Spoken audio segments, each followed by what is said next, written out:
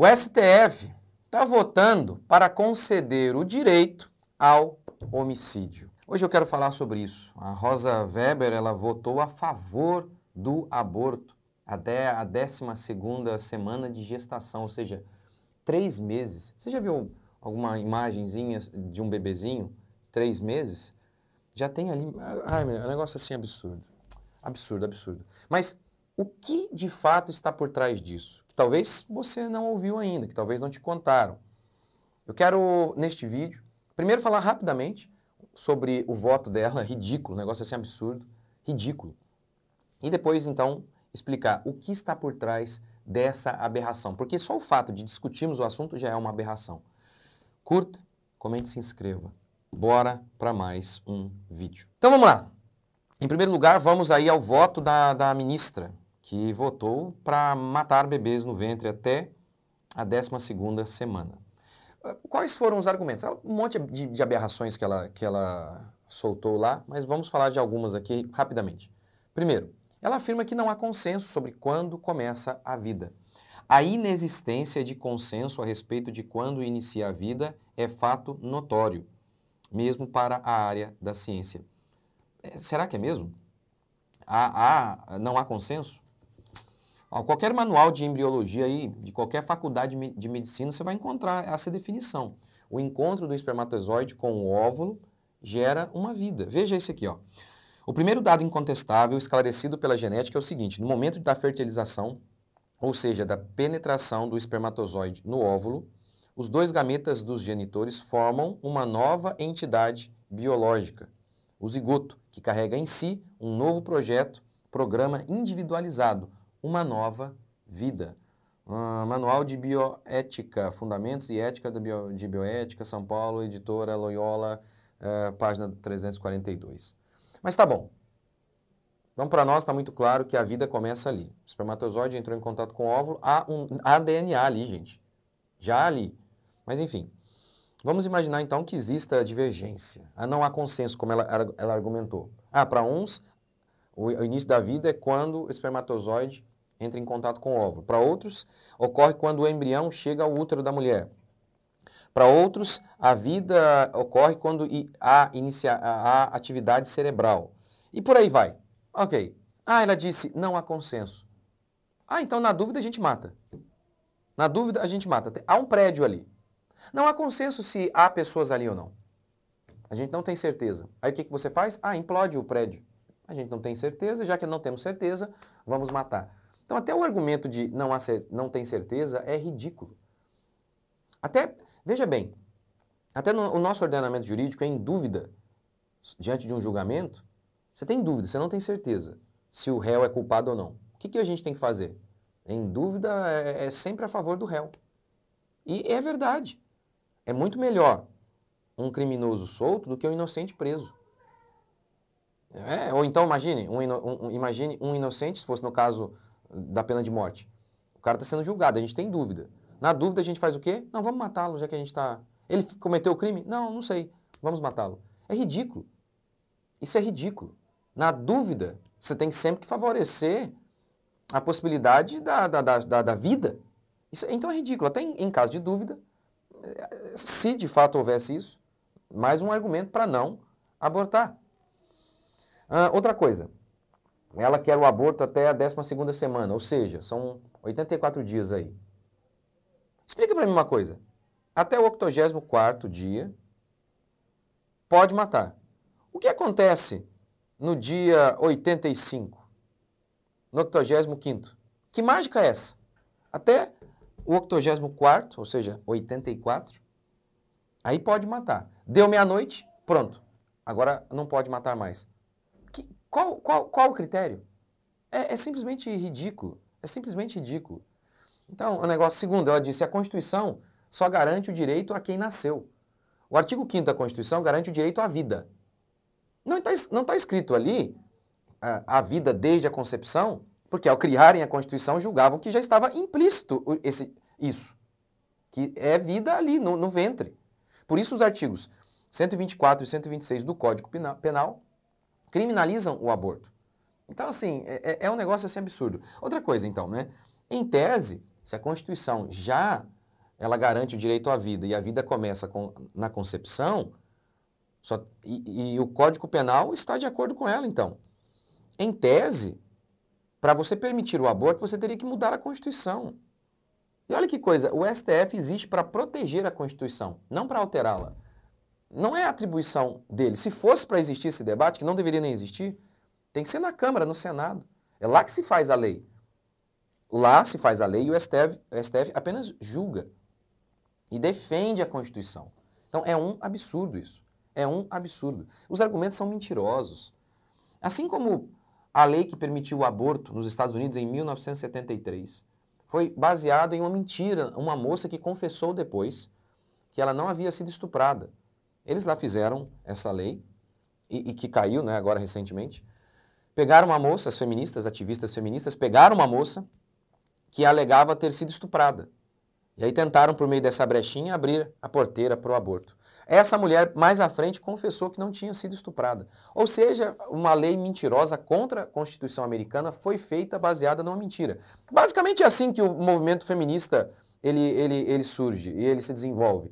Ele nasce com a mentira, desenvolve-se com o erro e morre com a verdade. É sempre assim. É um negócio absurdo. Mas ok, o que está por trás de toda a defesa do aborto? Primeiro, uma coisa espiritual mesmo. E aqui, óbvio, eu sou pastor, quero analisar o negócio de maneira espiritual. É uma coisa demoníaca, doutrina de demônio. Doutrina de demônio. Lembra lá no Antigo Testamento, naquelas culturas pagãs em que os homens ofereciam seus filhos aos deuses, a Moloque, em troca de prosperidade? É basicamente isso. A primeira explicação, então, é uma coisa demoníaca mesmo, é doutrina de demônio. Eu me lembro de um cantor, um músico, eu não vou falar o nome porque eu não lembro exato, eu não tenho certeza, eu estou na dúvida aqui qual foi, mas eu lembro que o cara falou o seguinte: olha, a gente teve que abortar, no caso a namoradinha dele, porque senão isso iria atrapalhar a minha carreira. Ele era baterista, se eu não me engano. Baterista ou vocalista, enfim. Isso iria atrapalhar a minha carreira. O que está por trás da defesa do aborto? Pessoas debaixo da influência de demônios, que são egoístas. E o aborto é a falência da sociedade, porque se não pudermos impedir que uma mãe mate o seu filho, como podemos impedir de matarmos uns aos outros? É um absurdo. Se nem a mãe protege o seu filho, nós vamos proteger uns aos outros? A defesa do aborto é uma declaração da falência da sociedade. É um absurdo. O que está por trás da defesa do aborto? Homens egoístas, hedonistas, que vivem para o seu prazer. A perversão sexual. Onde há defesa do aborto, há perversão sexual. O aborto é a solução do ímpio para as suas impiedades. Eles são pervertidos, dormem com o meio mundo, o que é imoral. E aí surge um problema, obviamente, para eles. O bebê, para eles é um problema. Note como é assim, ó. Perversão sexual, defesa do aborto. Sempre é assim. Quando nós começamos a cair, como o homem começa a cair e se entregar à perversão, logo em seguida ele vai defender o aborto. A defesa do aborto não começa com a defesa do aborto, começa com a queda do homem no pecado. Por exemplo, Revolução Sexual, 1960. Defesa da perversão sexual. 1973 nos Estados Unidos. Defesa do aborto. A lei que permitiu o aborto nos Estados Unidos. Tá vendo? Perversão sexual primeiro, defesa do aborto depois. Só de existir o debate sobre defesa do aborto já é um absurdo, mas como chegamos a esse absurdo? As coisas não são assim, ninguém se desvia completamente do nada. Um muro, quando você está construindo, um pequeno desvio aqui, lá na frente, significará quilômetros de desvio. Ninguém cai defendendo o aborto, o assassinato de bebês do dia para a noite. É paulatinamente. Lembra de Davi também? Lembra? Davi adultera. Depois ele faz o quê? Para esconder o seu pecado. Ele mata. Ele mata uma pessoa inocente. Mas primeiro, ele mente. Ele adultera. E aí então, ele comete homicídio. Porque ele mente, lembra? Que ele chama Urias, ele dorme com Betseba, chama Urias para quê? Para ver se Urias estava na batalha, para levar Urias até a sua casa, para que Urias então dormisse com a sua esposa e pensasse que o filho era dele. Então ele mente, ele dissimula.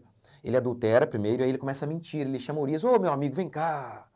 E ele dissimula. É o mesmo projeto aqui, da defesa do aborto. Adultério primeiro, fornicação e aí mentira. Argumentos mentirosos, como a da ministra, e como de todos os outros aí que defendem o aborto. Argumentos mentirosos, ridículos, totalmente ridículos. Ah, não tem atividade cerebral ainda. Então eu poderia matar, por exemplo, uma pessoa que está em coma? Sabe, é ridículo. Os argumentos usados para matar um bebê poderiam ser facilmente usados então para matar toda a raça humana, os adultos também. É um negócio assim ridículo, carregado de mentira. Por quê? Porque quando o pecado não é seguido de arrependimento, ele é acompanhado de mais pecado. Davi não se arrepende de início. E o que ele faz então, depois que ele adultera? Ele mente e mata.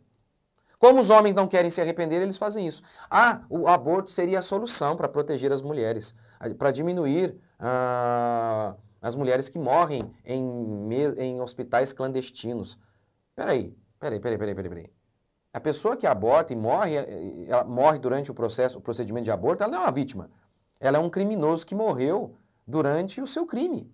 É como se fosse um bandido que morreu durante o assalto. Ele não é uma vítima.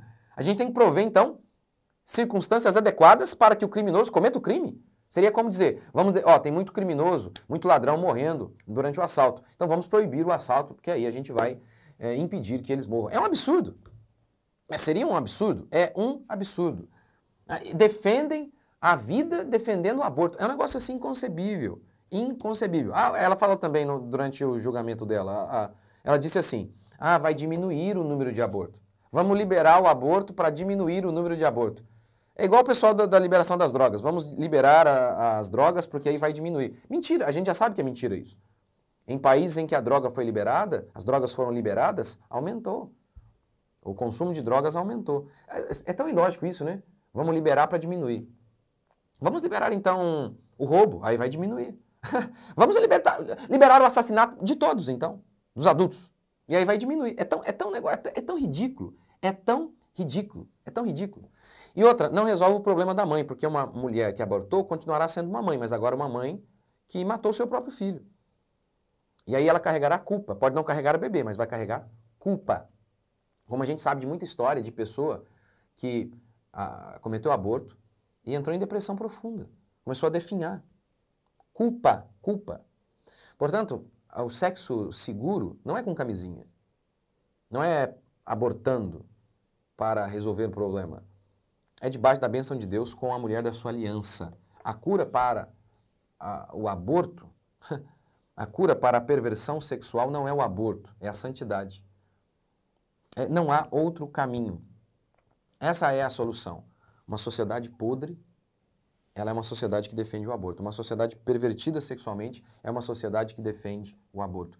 Isso é um absurdo. Obviamente, isso é com certeza um sinal do fim dos tempos. Lembra que Jesus disse que no fim dos tempos o amor iria se esfriar de quase todos? Isso aqui é uma clássica definição disso. Porque pode a mãe que amamenta abandonar o filho? Por que Jesus fala disso? Eu, todavia, jamais me esquecerei de ti. Por que ele usa isso? Por que Deus usa isso? Porque a coisa mais natural é a ternura de uma mulher para com um bebê. Até pessoas pervertidas têm ternura para um bebê. Eu, às vezes, ando com meu bebezinho, um cara tatuadão, um cara de brabo, ele... Até o mais duro se derrete. É completamente antinatural não gostar de bebê e defender que bebês sejam triturados. O amor vai se esfriar de quase todos. Isso é um grande sinal de que estamos no fim dos tempos mesmo, de que Cristo está voltando, quando mulheres defendem, e aqui no caso foi voto de uma mulher, quando mulheres defendem que bebês sejam trucidados no ventre, isso é o que está por trás, o fim dos tempos, que Jesus está voltando.